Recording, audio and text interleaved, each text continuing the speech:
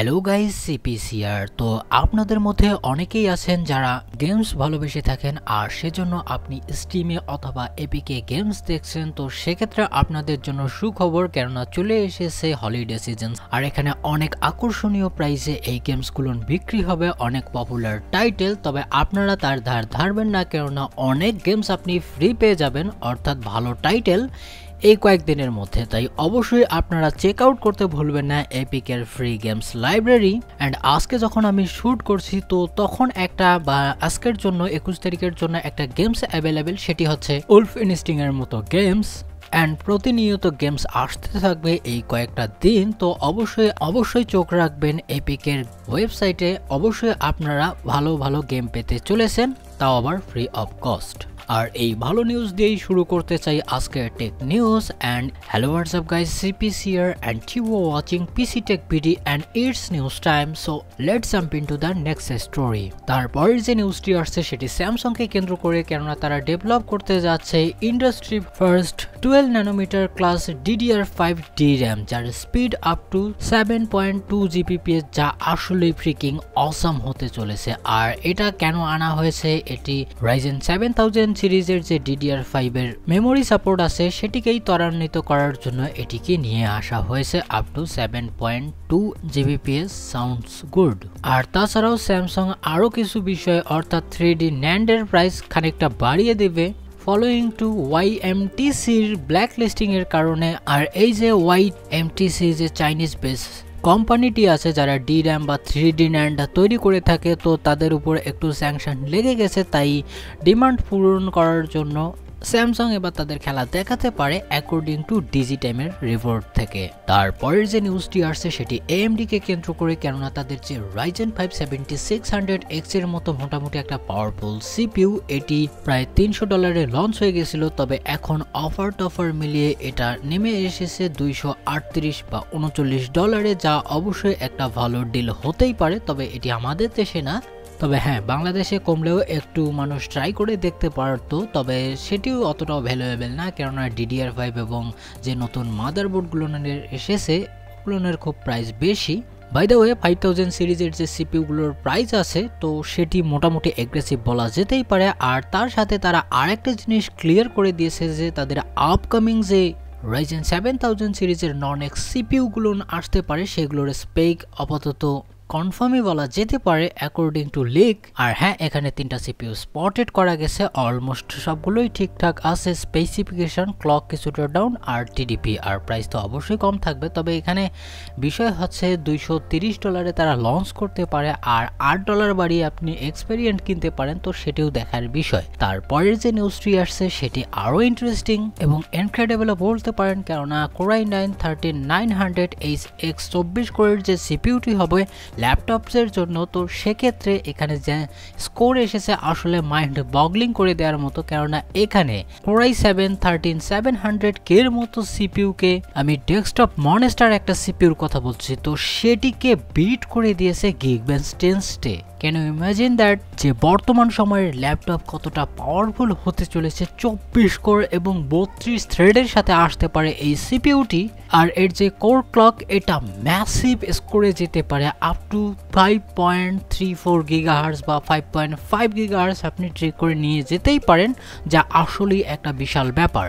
আর বিশাল বলবো না, ইনসেন ব্যাপার। আর এর TDP থাকবে 55 থেকে 157 ওয়াটের কাছাকাছি, ডিপেন্ড করবে আপনি কখন কি করছেন। তারপরের যে নিউজটি আসছে সেটিও ইন্টেল রিলেটেড, আর তাদের আপকামিং যে Core i9-13900K সিপিইউটি আসবে, তো সেটির বিষয়ে কিছু একটা লিক চলে এসেছে, যেটি পারফরমেন্স করবে অ্যারাউন্ড 5 থেকে 7% বেশি Core i9-13900K এর চেয়ে, কিন্তু এর প্রাইস মোটামুটি অনেক পার্সেন্টেজেই বেশি থাকবে। তবে বোনাস আপনাদেরকে বলে দেই, কেননা এই 13900K যে সিপিইউটি আছে, এটিকে যদি আপনি একটু ট্রিক করে ওভারক্লক করতে পারেন ভালো কুলারের সাহায্যে, তো সিমিলারের কাছাকাছি পারফরমেন্স করতে পারে বলে আশা করা যাচ্ছে।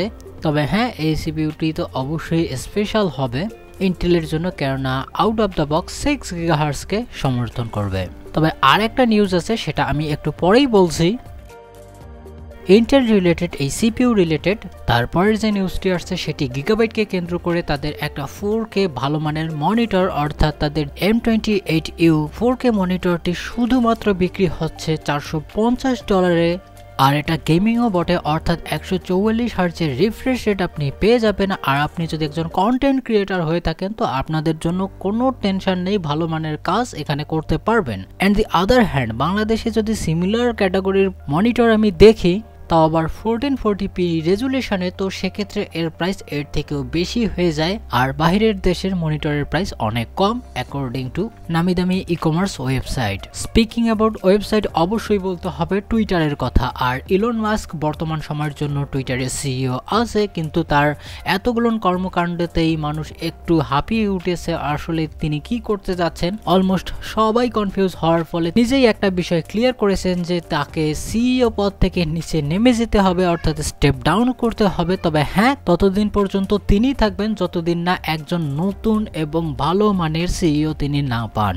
তবে আপনাদের কাছে ইলন মাস্কের ফোন নাম্বার থাকলে আপনারা সেটা কমেন্টে জানিয়ে দিতে পারেন, কেননা আপনাদের ভাই ক্যান্ডিডেট হতে ইচ্ছুক। তারপরের যে নিউজটি আসছে সেটি গিগাবাইটকে কেন্দ্র করে, কেননা GeForce RTX 4070 Ti এর যে অ্যারো এডিশন হবে সেটির পিকচার লিক হয়েছে। আর এখান থেকে আমরা কতটা খুশি হয়েছি যেটা আপনারা পিন দেখলেই বুঝতে পারবেন। অর্থাৎ এখানে ডুয়েল 8 পিনের পাওয়ার কানেক্টর ব্যবহার করা হবে, 2 নিউ 16 পিন পাওয়ার অ্যাডাপ্টার, অর্থাৎ এখানে পাওয়ারের লোড অনেকটাই কমে যাবে। মেল্টিং টেল্টিং ইস্যু নিয়ে কোনো সমস্যা না হওয়ারই কথা, অর্থাৎ তারা প্রতিটা কার্ডেই 16 পিনেই রাখছে। তবে হ্যাঁ, কিছু সংখ্যায় তারা 8 পিনের কানেক্টর কমিয়েছে। আর আমি আশা করি এটি অনেক পাওয়ার এফিশিয়েন্ট হবে অ্যাকর্ডিং টু আওয়ার অ্যানালিটিক্স। তারপরের যে নিউজটি আসছে সেটি শুনলে হয়তোবা আপনার মন খারাপ হয়ে যেতে পারে। আর এটি আসছে ইন্টেলকে কেন্দ্র করে, তাদের যে 13 জেন র্যাপটর লেকের বাজেট সেগমেন্টের সিপিইউ লাইক, বা আমি যদি ডাইরেক্টলি বলি কোর i5 13400 and 400F এর,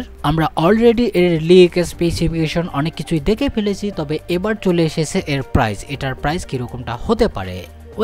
আপনারা যদি আমার চ্যানেলকে ফলো করে থাকেন তো আপনাদেরকে একটা কথা বলেই এসেছিলাম যে এটির প্রাইস কোনোভাবেই কম হবে না, অর্থাৎ 200 অথবা উপরে যেতেই পারে। তো আমাদের মন ভেঙে দিয়ে এটির প্রাইস প্রবাবলি একটু মনটা শক্ত করুন, $216 ধরা হতে পারে বলে এরকমটাই জানিয়েছে সব বিএলডি থেকে momos_US, অর্থাৎ ইউএস এর একটা রিটেল ওয়েবসাইটে। এটা এফ ভার্সন। আর আপনারা যদি 13400 নন এফ ভেরিয়েন্ট নিতে চান তো সেক্ষেত্রে এটার প্রাইস $243 থেকে $250 যেতে পারে, যা আসলেই কোয়াইট অফ এক্সপেন্সিভ বলা যেতেই পারে অ্যাজ কম্পেয়ার টু আগের জেনারেশন। অর্থাৎ আপ টু 25% প্রাইস হাইক হয়েছে বা ইনক্রিজ হবে বলে আশা করা যাচ্ছে। তবে টেনশন নেই, এটি আগের বারের তুলনায় আবার 28% বেশি ফাস্টার হতে চলেছে। তো একই হিসাব, বিষয়টা এরকম, হাতে না মারলেও ভাতে মারবো। তবে হ্যাঁ, এটা যে সবসময় থাকবে এরকমটা না। এই 10 কোরের সিপিইউটির প্রাইস তখনই কমবে যখন AMD তাদের কাছ থেকে কিছু পুশ করা শুরু করবে, আর আমরা এর অপেক্ষায় থাকব। শুধু তাই না, এই যে নতুন নতুন সিপিইউগুলো চালাবেন তো সেক্ষেত্রে নতুন মাদারবোর্ডও তো চাই। তো সেক্ষেত্রে কিছু মাদারবোর্ড আমাদের সামনে চলে এসেছে, লিক হয়েছে। সেটি হচ্ছে B760 সিরিজের মাদারবোর্ড, MSI, গিগাবাইট এবং আরও কোম্পানি নিয়ে এসেছে। তবে এখানে যে আমি পাওয়ার ফেজগুলো দেখছি সেগুলো দেখে আমার আসলেই মাথা, বুঝতেই পারছেন যে কোনো মাদারবোর্ডে 15 পেজ, 16 পেজ, 20 পেজের মতো VRM ডিজাইন দেখতে পারি। তবে সেগুলো অনেক এক্সপেন্সিভ হবে, তাই আপনারা আগের জেনারেশনের দিকেই রিলায়েবল থাকবেন। অ্যান্ড আসি আজকের ফাইনাল নিউজে বা দি মোস্ট পাওয়ারফুল নিউজে, আর এটি আসছে এনভিডিয়ার কাছ থেকে। আর এটিকে আমি এত মোস্ট পাওয়ারফুল এবং বোল্ড ক্লেম এর জন্যই করছি যে আসতে চলেছে সামনের দিকে the most powerful graphics card in the universe. আমি জানি না কোনো এলিয়েন সভ্যতায় এরকম পাওয়ারফুল গ্রাফিক্স কার্ড আছে কিনা, তবে হ্যাঁ, আমরা প্ল্যানেট আর্থে এটা দেখতে পারি। আর এরকম খবর দিয়েছে আমাদের আরেকজন প্রিয় leaker Moore law is dead channel থেকেই। আর এর যদি বিশাল সাইজের বডির কথা বলি তো এটি ওয়াপিং 4 স্লট নিয়ে নিবে একাই একটা জিপিইউ। শুধু তাই না, এখানে ডুয়াল 16 পিনের হাই পাওয়ার কানেক্টর ব্যবহার করা হবে, যা আসলেই একটা পাওয়ার হাঙ্গার কার্ড হতে চলেছে। আর আপনারা পিকচার দেখেই এখানে বুঝতে পারছেন যে এটা কতটা হেভি আর হতে চলেছে।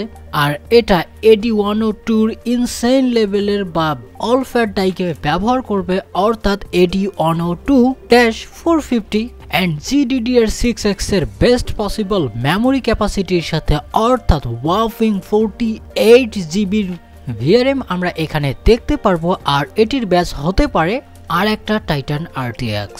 তবে হ্যাঁ, সাধারণ কনজিউমারদের জন্য তারা RTX 4090 Tiও নিয়ে আসতে পারে, কোনো ঠিক ঠিকানা নেই। তবে হ্যাঁ, এটা হচ্ছে একবারে এক্সপেন্সিভ লোকেদের জন্য।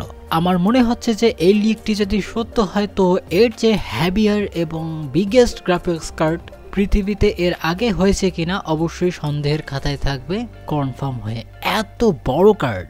আই হোপ যে ভিডিওটি ভালো লেগেছে। যদি লেগে থাকে অবশ্যই একটা লাইক দিবেন। যদি কিছু বলার থাকে অবশ্যই কমেন্টে জানিয়ে দিবেন যে আপনি এই ধরনের গ্রাফিক্স কার্ড কিনতে চান কিনা। আর এখনো পর্যন্ত সাবস্ক্রাইব না করে থাকলে আমি জানি আপনারা করেননি, করে নিন। বর্তমান সময়ের জন্য ফ্রি।